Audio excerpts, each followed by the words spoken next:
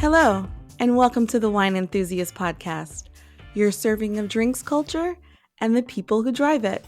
I'm JC Tops. This week, we're diving into the Champagne region. So what makes the category so special? Many champagne enthusiasts know while all champagne is sparkling wine, not all sparkling wine is champagne. It must be produced within the French region to bear the name. But what else sets it apart? I sat down with Mathieu Billecart from Champagne Billecart-Salmon. Mathieu is the CEO and seventh generation to run the house. So listen on as we examine the region's very strict production regulations, what harvest is like, climate change, and the history behind Champagne Billecart-Salmon. Every glass of wine tells a story. These stories reveal hidden histories, flavors, and passions, and sometimes they unravel our darkest desires. In Wine Enthusiast's newest podcast, Vinfamous, journalist Ashley Smith dissects the underbelly of the wine world. We hear from the people who know what it means when the products of love and care become the source of greed, arson, and even murder.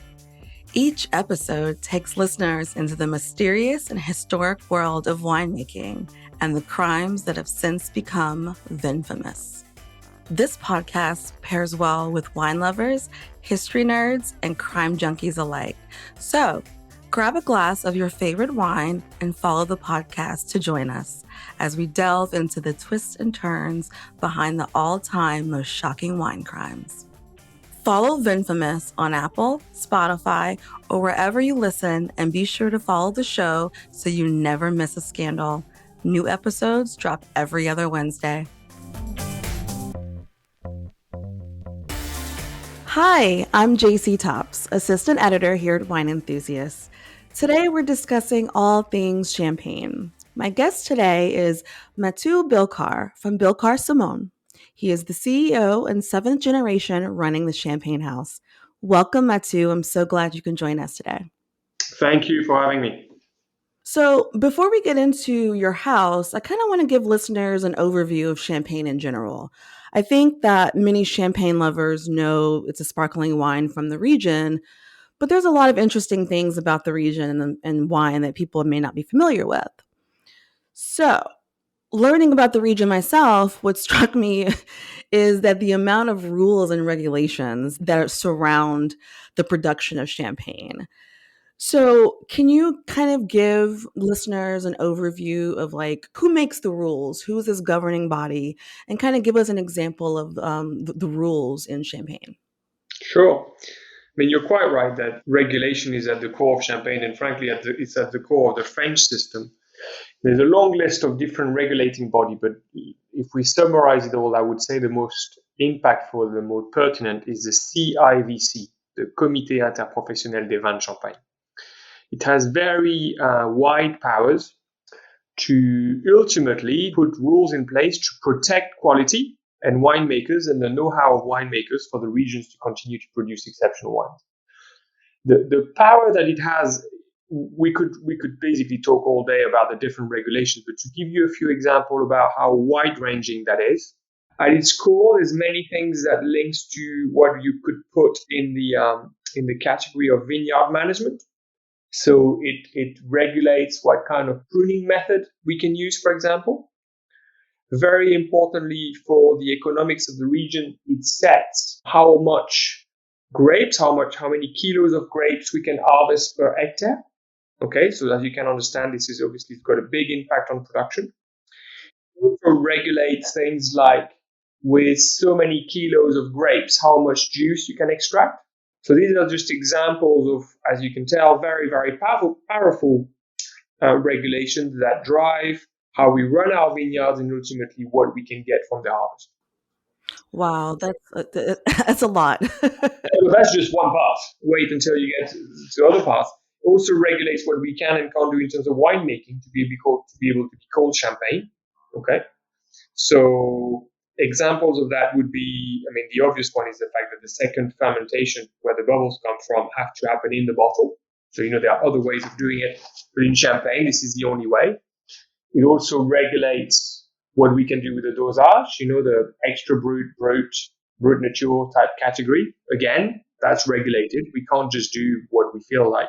And if you want to go further, in another category is what they let us do in terms of packaging. Labels are subject to CIVC approval, for example. So there is, to go back to your original comment, the CIVC and indeed many other institutions in France protect the regions and also encourages, I would say, positive behaviors to ensure the quality of the region is worthy of carrying that name.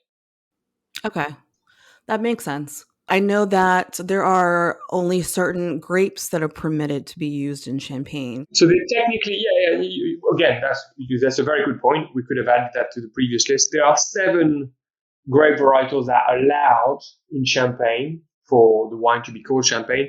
In reality, if we want to be honest, I think 99% of the planted areas is made of the 3, which are Pinot Noir, Chardonnay, and Meunier.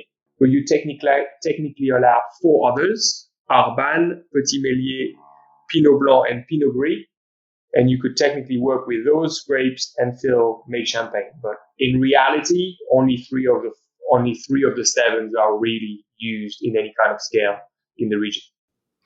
Is there a reason for that? I mean, are those grapes just considered the best grapes or? Well, I think of the 7, I think is historic as to what was planted and what was seen to be viable to make champagne.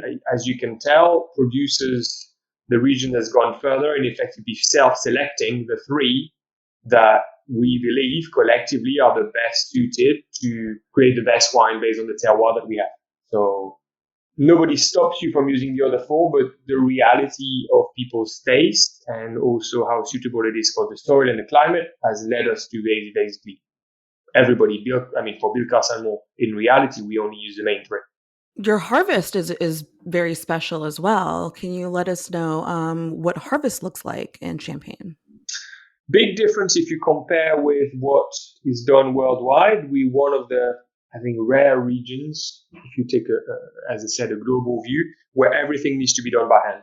So the cutting of every single grape in Champagne is done by hand. Wow. So this is yes. If you look, loading the crate is done manually, okay, as well, Mhm. to regulate and avoid what we call self-pressing. Basically too many grapes put together would start effectively creating juice, and this is not what we want to have.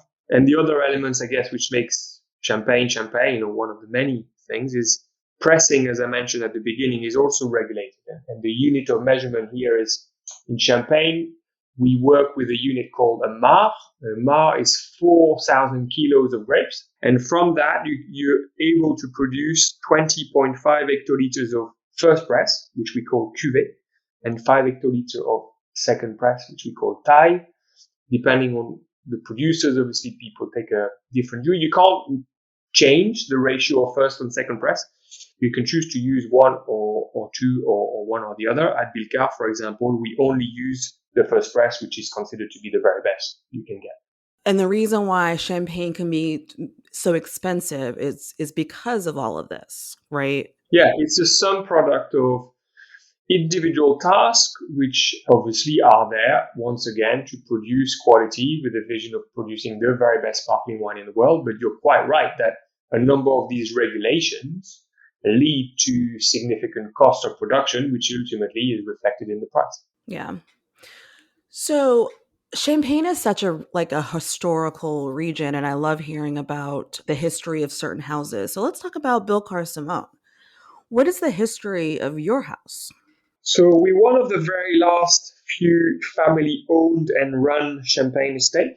For example, for my case, I'm the 7th generation as a direct descendant of the founding couple. So Nicolas Francois Billecart, who is my great grandfather, is married a lady called Elizabeth Salmon, who is my great grandmother. And in 1818, they create the champagne house Billecart-Salmon. It's now becoming very rare that the founding family is still there, and more importantly, in my mind, the founding family still manages the house on a day-to-day basis. We sit in a village called Mareuil-sur-Aille, which is in the heart of where the Premier and Grand Cru sit in Champagne. Champagne is a big region.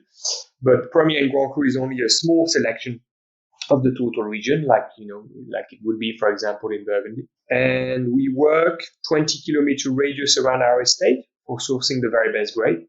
And once again, because that's where the Premier and Grand Cru are. And we really have, if you want to summarize it quickly, we have four main savoir-faire in terms of winemaking. We produce traditional blend cuvées. So that's our Brut Reserve and our cuvée Nicolas François, name of the founder. We produce a Brut Rosé, which is obviously very popular in the US. And its premium version is the cuvée Elizabeth Salmon, again, a founding member. We also have a Blanc de Blanc savoir-faire, which is our Blanc de Blanc Grand Cru, because that Billecart Chardonnay for the Grand Cru is sourced from the Grand Cru. And Louis Salmon, which is a premium version. And the last savoir-faire is what we do with oak barrels.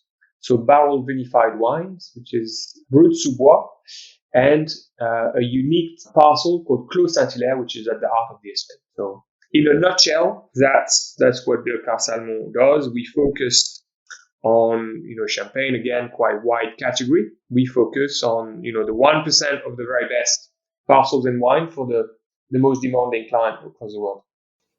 I absolutely love your champagne, and I'm so happy that I had the opportunity to visit the house 2 years ago, and it was such an amazing experience. Thank you.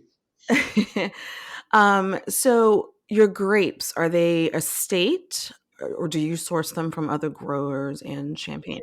So we are Maison Champagne. So we do all of the above, meaning we have a third of the land that we need for the Billecart production, which is owned and run.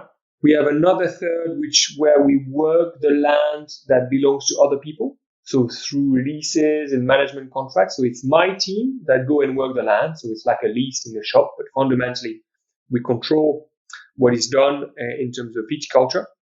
And the last third is a third purchased on long-term supply contracts. At Billecart, we buy grapes, which we press and then make the wine. So we don't buy bulk wines, already made bottles, all that kind of thing. So a third owned, a third run, and a third purchased.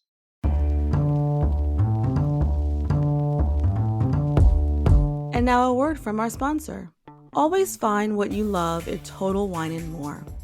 With so many great bottles to choose from at the lowest price, it's easy to find your favorite Cabernet or a new one with some help from one of their friendly guides. And with every bottle comes the confidence of knowing you just found something amazing. With the lowest prices for over 30 years, find what you love and love what you find, only at Total Wine & More. Curbside pickup and delivery available in most areas. Visit TotalWine.com to learn more. Drink responsibly. Be 21. And your house actually, it has a great line of cuvées, and most of what you produce is non-vintage, but you also produce vintage. Can you explain what vintage means and what non-vintage means? Sure. So across the four savoir-faire I mentioned at the beginning, so there are for each a non-vintage and for each a vintage. Okay. Non-vintage, put bluntly, it's basically gives us the ability to blend multiple years. Okay. So it's not when you have a bottle of Brut Rosé non-vintage, for example, it's a result of blending several years. And we do that, and that's true for Billecart-Salmon, that's true, I would say, for all producers in Champagne, to have a degree of consistency in terms of style across the different releases. Okay, so a Brut Rosé from Billecart-Salmon, whilst it changes every year, the changes are reasonably small because we're able to use quite a wide array of reserve wines to be able to have a consistent quality, even when you're facing difficult harvest. A vintage champagne, on the other hand, in our case, in the most traditional definition, because sometimes it's perhaps not as done as selectively as it could, but at Billecart, we only pick the very best years, selected parcels within the best year, and in that particular case, if you take the example of Nicolas François cuvée or Elizabeth Salmon cuvée, for example, the ones we're releasing at the moment are only based on the year 2008, meaning the entirety of that wine is based on the year 2008.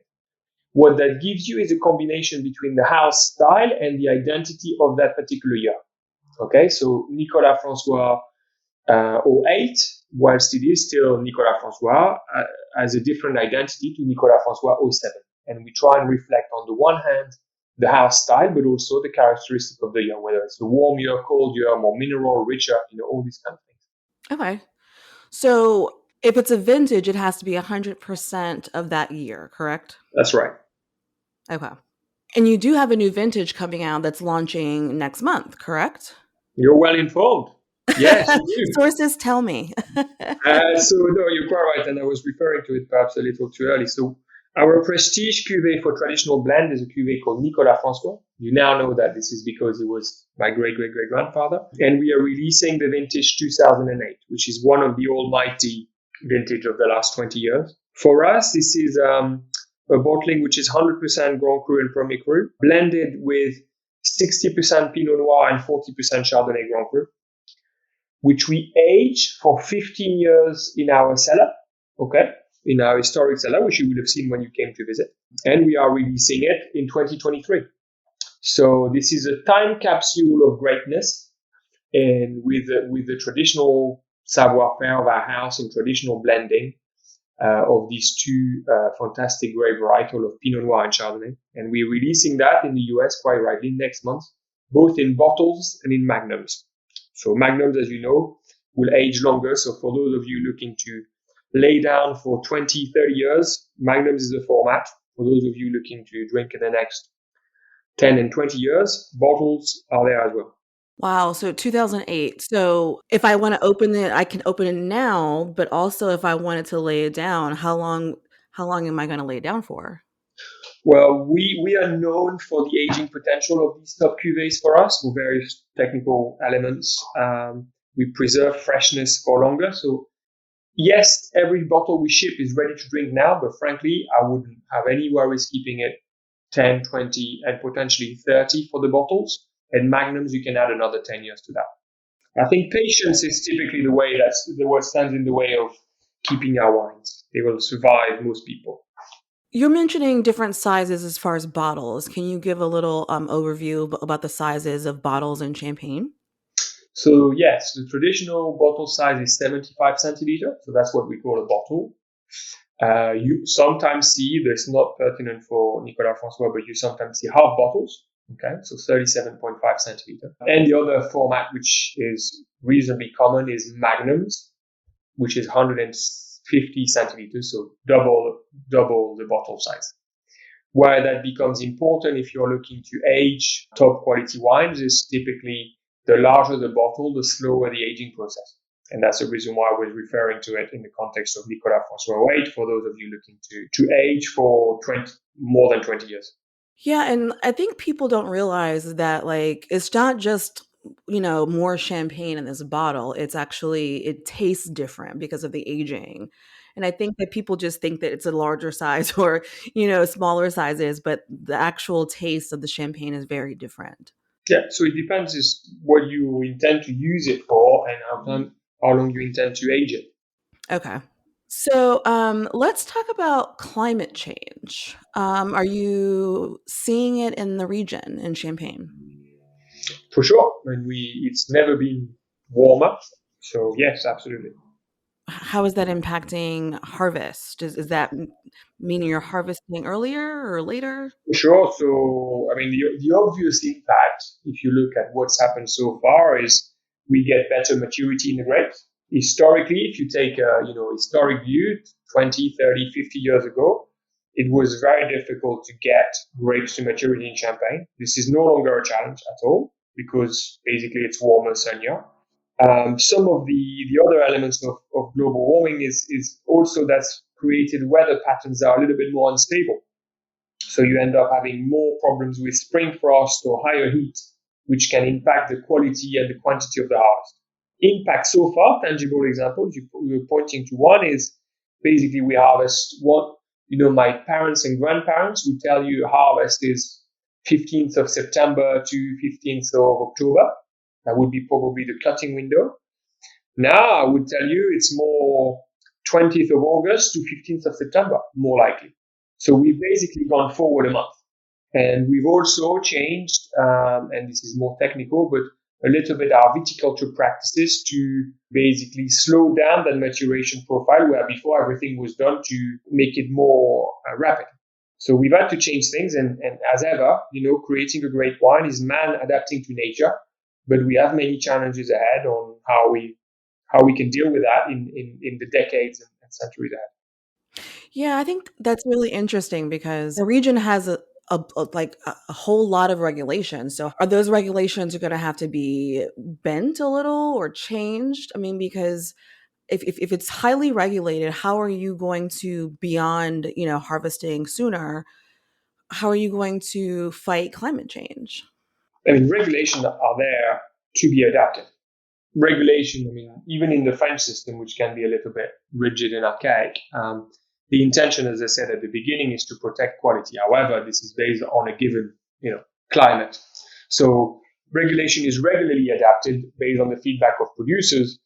If we can demonstrate that some of the rules are obsolete and they no longer protect quality, then we basically say so, and in most instances, this is taken into account because the intention of that regulation, as I said, is to protect the region, not to make it impossible to move. So I'm not that worried about regulation being the limiting factor in our ability to adapt, to be honest.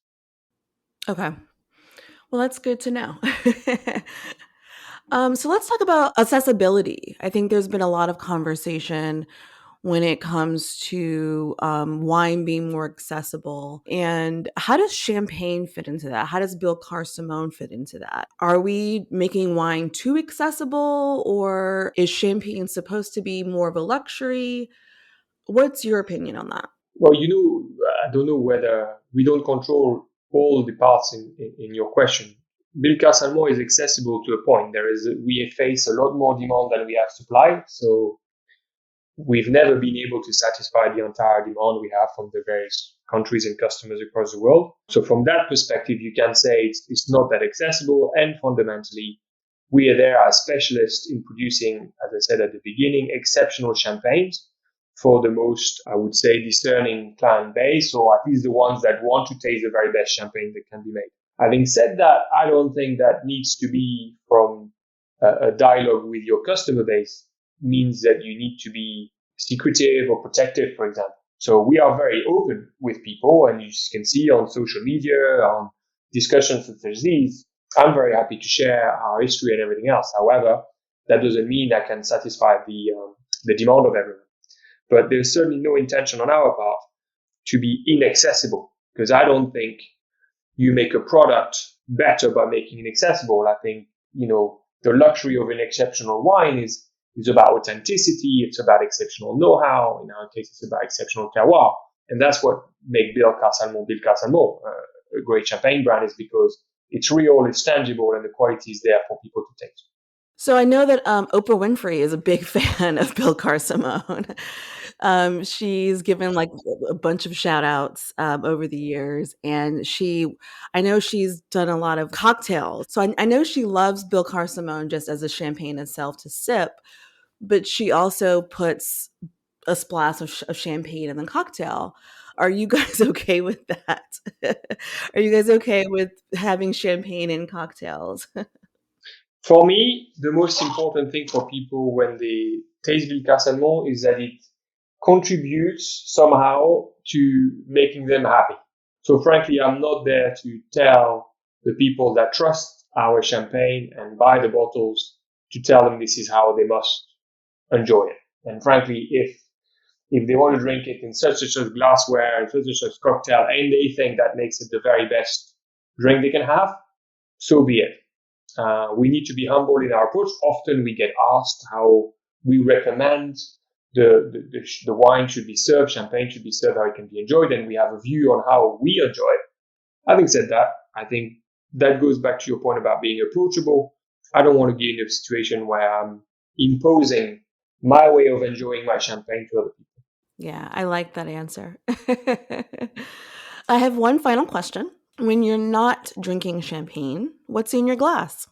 So when I'm not drinking champagne, I drink red wine often, because champagne and white wine is lovely, but when you taste a lot of champagne, as I do professionally, to make the blend and decide what we do and what can be called Billecart-Salmon, you want something a little different. And I have to say, when I get home, sometimes it's more likely you'll find me opening a bottle of red wine than any other. Yeah, I love that. Mathieu, thank you so much for joining us. It's been such a pleasure. It was a great pleasure to talk to you, and thank you all for listening. Thank you. I can't wait to open that new bottle of champagne coming out soon. Nicolas François, wait, for sure, delicious.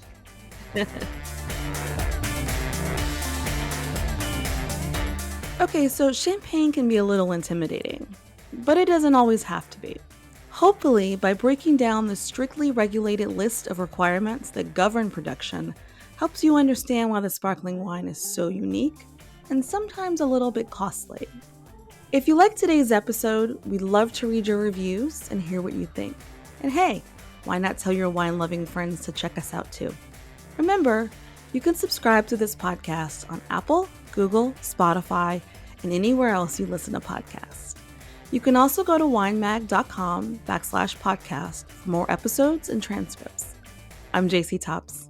Thanks for listening.